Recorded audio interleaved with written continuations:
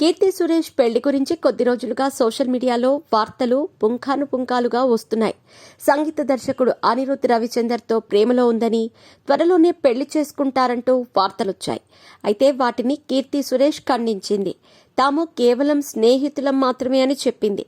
ఆ తర్వాత మరొకరితో ప్రేమలో ఉందంటూ తమిళ మీడియాలో వార్తలొచ్చాయి. ఆ తర్వాత దళపతి విజయ్తో ప్రేమలో ఉందంటూ మరో వార్త. ఇలా వార్తలు వస్తూనే ఉన్నాయి. వీటన్నింటికీ తాజాగా ఆమె తండ్రి ఫుల్ స్టాప్ పెట్టారు. కీర్తి సురేష్ కు వివాహాన్ని నిశ్చయించారు. మీ పెట్స్ కి గ్రూమింగ్ నుంచి బర్త్డే సెలబ్రేషన్స్ వరకు అన్నింటిలో మంచి ఆఫర్స్ ని మాయా టైల్స్ అండ్ ట్రయల్స్ వారు మీ ముందుకి తీసుకుని వచ్చారు. ఎక్కడో కాదు, మన బాజ్పల్లిలో. Phone number 8985555318. కీర్తి సురేష్ కు 15 సంవత్సరాల నుంచి పరిచయం ఉన్న యాంటోనీ తటిల్తోనే వివాహం జరగబోతోందని అధికారికంగా చెప్పారు. గోవాలోని ఓ రిసార్ట్లో వీరి వివాహ వేడుక జరుగుతుందన్నారు. దీంతో కీర్తి సురేష్ అభిమానులు పండుగ చేసుకుంటున్నారు.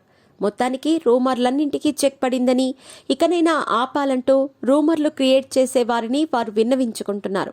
డిసెంబర్ 11 లేదంటే 12వ తేదీన వీరి వివాహం జరగబోతోంది.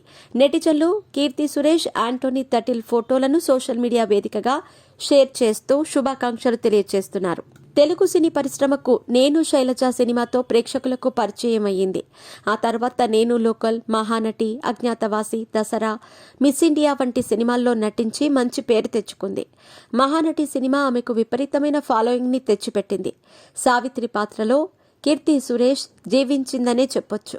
దీంతో పాటు దసరా చిత్రంలో కూడా అద్భుతమైన నటన కనబరిచింది.